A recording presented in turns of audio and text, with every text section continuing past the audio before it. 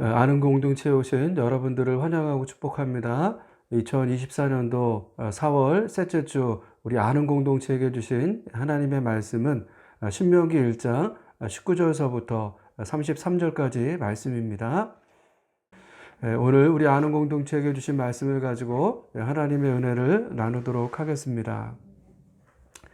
모세는 시내 광야에 이른 후 나는 홀로 너희의 짐을 질 수 없다라고 하는 고백과 함께 하나님을 두려워하고 참되어서 거짓이 없으며 부정직한 소득을 싫어하는 사람을 새로운 지도자로 세웠습니다. 성경은 이러한 사람을 능력과 덕을 함께 갖춘 사람, 지혜가 있고 경험이 많은 사람이라고 했습니다. 모세는 이렇게 새로운 지도자를 세운 후 가나안 정복을 본격적으로 준비했습니다.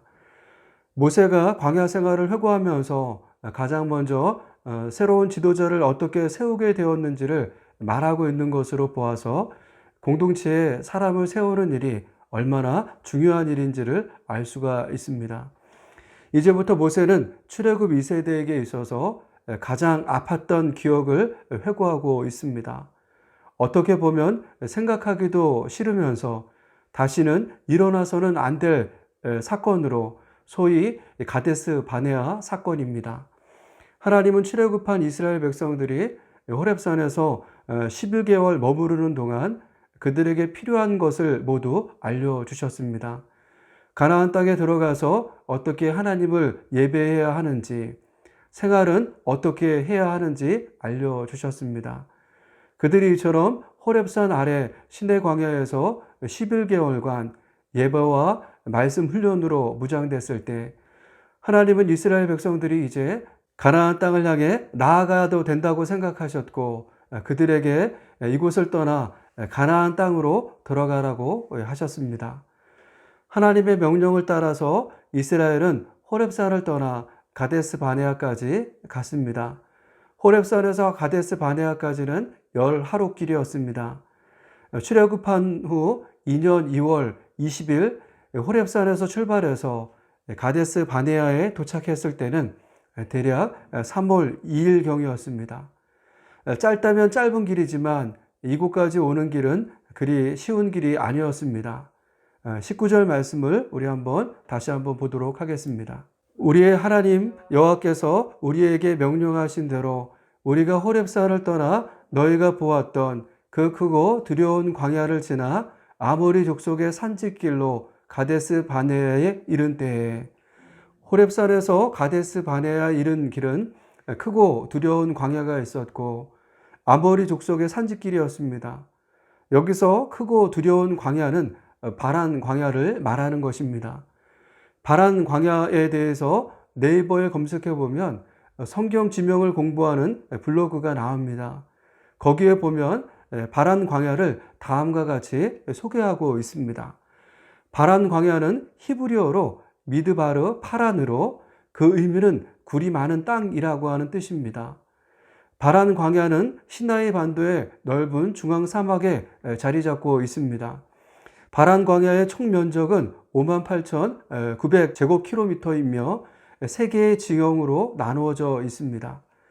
바란 광야의 남쪽은 산맥들 또는 모가라, 옐렉 및 헬랄과 같은 산군들로 둘러싸여 있습니다. 중앙 지역은 터의 예벨로 불리는 융기한 퇴적암 대지들로 해발 1170m에서 1590m에 달합니다. 우리나라 태백산이나 오대산 정도의 높이의 대지들이 중앙에 자리 잡고 있습니다. 북쪽 지역은 넓게 트인 모래벌판과 모래 언덕으로 이루어져 있습니다. 이처럼 바란 광야는 높은 산맥과 넓은 모래 언덕으로 되어 있는 크고 두려운 광야입니다. 또한 아모리 족속의 산지길이라고 할 때 아모리 족속은 가나안 땅 정복의 시점을 알리는 바로미터와 같은 족속이면서 요단 서쪽 산지에 강력한 세력을 형성한 5 왕들을 둔 족속입니다. 아모리 족속이 바로미터와 같은 족속이라고 한 것은 하나님께서 아브라함에게 가나안 땅을 주시겠다라고 약속하시면서 지금은 아니고 너희 후손들에게 주겠다고 하셨습니다. 하나님께서 아브라함 때 가나안 땅을 주시지 않는 것은 창세기 15장 16절의 말씀처럼 아모리 족속의 제약이 아직 가득 차지 않았기 때문입니다. 이처럼 아모리 족속의 영적인 상태는 가나안 정복의 시점을 알려주는 바로미터와 같았습니다. 또한 여호수아가 가나안을 정복하면서 기브온과 화친했을 때 이 소식을 듣고 다섯 왕들, 예루살렘 왕, 헤브론 왕, 야무릇 왕, 라기스 왕, 에글론 왕이 연합해서 기브온을 공격하려고 모였는데 이들이 모두 아모리 족속의 왕들이었습니다. 이처럼 호렙산에서 하나님의 명령을 받고 출발해서 가데스 바네까지 가는 길은 쉬운 길이 아니었습니다. 태백산이나 오대산처럼 높은 산을 넘어야 했고 모래벌판과 모래 언덕을 지나야 했습니다. 이것도 힘이 드는데 바란 광야를 지나고 나니 이제는 두렵고 무서운 아모리 족속의 산길이 그들을 기다리고 있었습니다. 이러한 길을 지나서 출애굽 1세대는 가데스 바네아에 이른 것입니다. 사랑하는 여러분, 만약 여러분들이 하나님의 명령을 따라서 이처럼 험난한 길을 출애굽 1세대와 함께 가고 있다라고 하면 어떠한 생각이 들겠습니까? 만약 저에게 이러한 질문을 하신다라고 하면 저는 하나님께 어떻게 이렇게 하실 수 있냐고 불평하고 원망하며 하나님을 향해서 나아갔을 것입니다. 하나님이 말씀하셔서 가는 길인데 왜 이렇게 힘들게 하십니까? 정말 이러실 겁니까? 소리치며 하나님께 따졌을 것입니다. 여러분들은 어떻게 하실 것 같습니까? 평상시 출애굽 1세대라고 하면 저처럼 불평과 원망이 가득했을 것입니다. 그런데 신기하게도 이 길을 가는 동안 불평도 원망도 하지 않았습니다. 열하루 길이 짧은 길이었기에 그들이 불평과 원망을 하지 않았을까요? 아닙니다. 작은 고추가 맵다고 짧은 길이지만 그 길은 힘들고 어려운 길이었습니다. 그렇다면 그들이 어떻게 불평도 원망도 없이 가데스 바네아까지 갈 수 있었습니까? 우리 31절 말씀을 다시 한번 보도록 하겠습니다. 광야에서도 너희가 당하였거니와 사람이 자기의 아들을 안는 것 같이 너희의 하나님 여호와께서 너희가 걸어온 길에서 너희를 안으사 이곳까지 이르게 하셨느니라 하나. 아멘. 그들이 지나온 길은 분명 크고 두려운 길이었지만 사람이 자기 아들을 안는 것 같이 하나님께서 그들을 안으셨기 때문에 그 길을 건너 가데스 바네아에 이를 수 있었던 것입니다. 사랑하는 여러분, 하나님께서 우리에게 출애굽 1세대에게 했던 말씀처럼 이제 됐으니 일어나 가라라고 하실 때 우리가 가는 길이 평탄하고 안전한 길이면 좋겠지만 오늘 말씀처럼 가는 그 길이 험난하고 어려울 수 있습니다. 그때 우리는 불평하고 원망할 수 있습니다. 하지만 우리가 기억해야 할 것은 하나님 말씀을 따라가는 그 길은 우리가 혼자 가는 길이 아니라고 하는 사실입니다. 그 길은 하나님께서 우리를 안고 함께 가시는 길입니다. 어렵고 힘든 길을 가고 있을 때에는 하나님께서 우리를 아는 것처럼 느껴지지 않을 수도 있습니다. 그러나 내 감정과 기분이 어떠하든지 분명한 진리는 하나님은 우리와 함께 하시는 임마누엘 하나님이십니다. 이것이 믿어지십니까? 원하기는 이 믿음으로 어떠한 상황과 환경에서도 흔들리지 않는 아는 공동체가 되기를 축복합니다. 이스라엘은 하나님의 품에 안겨서 가데스 바네아까지 10하루길을 안전하게 왔습니다. 가데스 바네아에 도착한 후 모세는 하나님께서 주신 땅이 우리 앞에 있으니 가서 차지하라고 했습니다. 21절 말씀을 우리 표준 세번역 성경으로 읽어보도록 하겠습니다. 보아라, 주 너희의 하나님이 주신 땅이 너희 앞에 있다. 주 너희 조상의 하나님이 너희에게 말씀하신 대로 올라가서 차지하여라. 두려워하지도 말고 겁내지도 말아라. 아멘. 모세는 눈앞에 보이는 가나안 땅을 하나님께서 주셨으니 두려워하지도 말고 겁내지도 말고 올라가서 차지하라고 명령했습니다. 지도자가 내린 명령입니다. 명령을 들은 이스라엘은 이제 어떻게 해야 합니까? 아니, 만약 여러분의 지도자가 여러분들에게 이러한 명령을 했다라고 하면 어떻게 하시겠습니까? 지도자의 명령을 듣고 바로 가나안 땅으로 올라가시겠습니까? 저에게 이런 명령이 내려졌다라고 하면 무조건 지도자의 명령을 따라야 하겠지만 저는 무서워서 머뭇거렸을 것입니다. 여러분들은 어떻게 하시겠습니까? 그렇다면 출애굽 1세대는 이 모세의 명령에 어떻게 했습니까? 22절 말씀을 보도록 하겠습니다.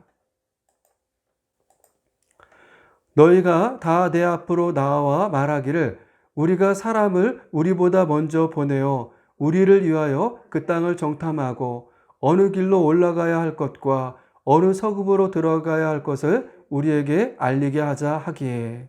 아멘. 그들은 모두 모세의 명령을 듣고 모세에게 나아가서 땅을 탐지할 사람을 먼저 보내서 가는 길과 성읍이 어떠한지 알아보게 하자고 하였습니다. 그들은 땅을 정탐하는 것이 먼저이고 차지하는 것은 나중이라고 한 것입니다. 표준 세번역 성경이나 개정 성경에서는 모세의 명령에 그들이 다 모세에게 나와서라고 점잖게 번역되어 있는데 공동 번역 성경에서는 모세의 명령을 듣고 모든 이스라엘 백성이 모세에게 몰려왔다라고 조금 더 과격한 표현으로 번역하고 있습니다.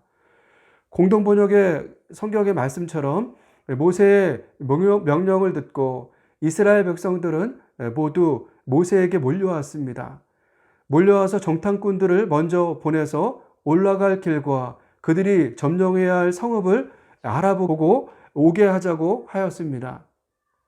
위협이 느껴지는 상황이었지만 모세는 그들의 말을 23절처럼 좋게 여겼습니다. 아니, 어떻게 보면 모세는 그들의 말을 좋게 여긴 정도가 아니었습니다. 오히려 그들이 원하는 것이 무엇인지를 분명하게 알아차렸습니다. 그리고 그들이 더 이상 다른 말을 할 수 없도록 모세는 행동했습니다. 그것을 어떻게 알 수 있습니까?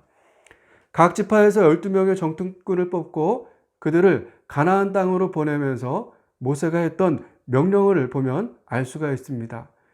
민수기 13장 17절에서 20절까지의 말씀을 표준 세번역 성경으로 읽어보도록 하겠습니다. 모세는 가나안 땅을 탐지하라고 그들을 보내면서 이렇게 일렀다. 너희는 저기 네겝 지방으로도 올라가 보고 산간 지방으로도 올라가 보아라. 그 땅이 어떠한지 탐지하여라. 그 땅에 사는 백성이 강한지 약한지 적은지 많은지를 살펴보아라. 그리고 그들이 사는 그 땅이 좋은지 나쁜지 그들이 사는 마을들은 장막촌인지 요새화된 성읍인지 토지는 어떠한지 기름진지 메마른지 거기에 나무가 있는지 없는지를 살펴보아라. 담대하게 행동하여라. 그리고 그 땅의 과일을 가져오너라. 때는 바야흐로 포도가 처음 익을 무렵이었다. 아멘. 이스라엘 백성들이 모세에게 몰려와 정탐꾼을 보내 올라갈 길과 차지할 성읍에 대해서 알아보자고 요청했을 때 그 말을 좋게 여겨 12명의 정탐꾼을 뽑아 보냈습니다. 그러면서 올라갈 길과 차지할 성읍을 알아보는 정도가 아니라 구체적으로 그 땅이 어떠한 곳인지를 알기 위해 필요한 정보가 무엇인지를 세밀하게 명령하고 있습니다. 모세는 그 백성이 강한지 약한지 적은지 많은지 그 땅이 좋은지 나쁜지 기름진지 메마른지 그들이 사는 곳은 장막촌인지 요새인지 나무가 있는지 없는지 그 땅에 과일이 있으면 가져오라고 하였습니다.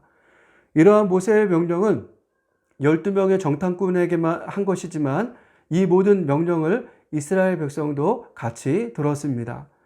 모세는 이렇게 함으로써 이스라엘이 더 이상 이 일을 가지고 어떠한 말도 할 수 없게 한 것입니다. 모세의 명령대로 12명의 정탐꾼은 40일간 자신이 맡은 지역을 세밀하게 살펴보고 돌아왔습니다. 이제 그들은 정탐하고 온 땅에 대해서 이스라엘 백성들에게 보고했습니다. 그들은 보고 느낀 것을 그대로 보고했습니다.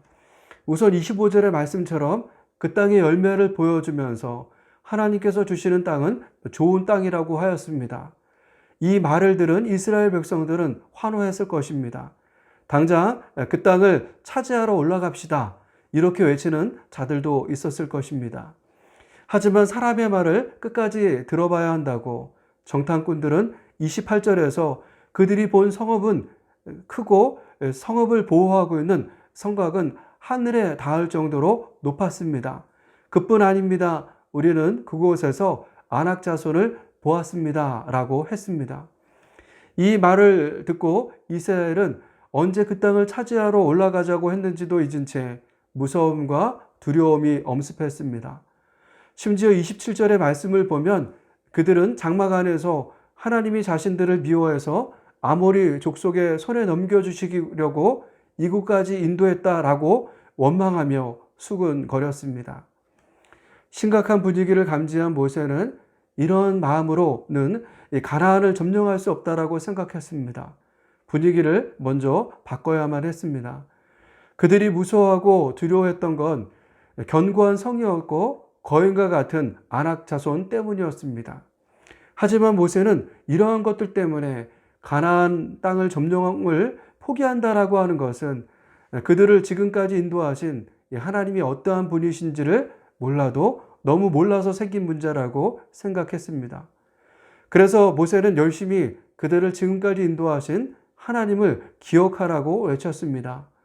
30절과 우리 33절의 말씀을 우리 한번 보도록 하겠습니다. 너희보다 먼저 가시는 너희의 하나님 여호와께서 애굽에서 너희를 위하여 너희의 목전에서 모든 일을 행하신 것 같이 이제도 너희를 위하여 싸우실 것이며 그는 너희보다 먼저 그 길을 가시며 장막 칠 곳을 찾으시고 밤에는 불로 낮에는 구름으로 너희가 갈 길을 지시하신 자이시니라. 아멘. 하나님은 모세의 말처럼 이스라엘보다 먼저 가시면서 그들의 피로를 채워주셨고 그들을 대신해서 싸워주셨습니다. 하나님께서 싸워주셨던 애굽은 당대의 제국을 꿈꿀 정도로 강력한 민족이었습니다. 아낙 자손이 아무리 거인과 같을지라도 하나님의 피조물에 불과한 자들입니다. 제국을 꿈꾸는 애굽도 멸해 주셨는데 아낙 자손이라고 멸해 주지 않으시겠습니까? 심지어 애굽보다 무서운 것은 그들이 처해 있던 환경이었습니다.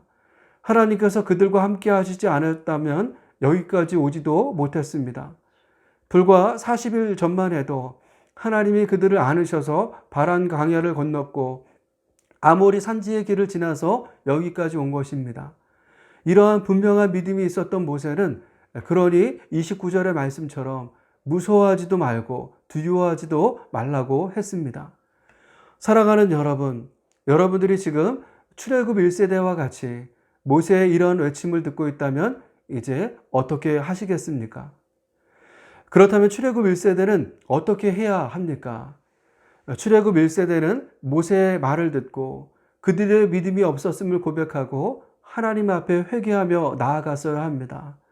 하지만 그들은 끝끝내 32절의 말씀처럼 하나님을 믿지 않았습니다.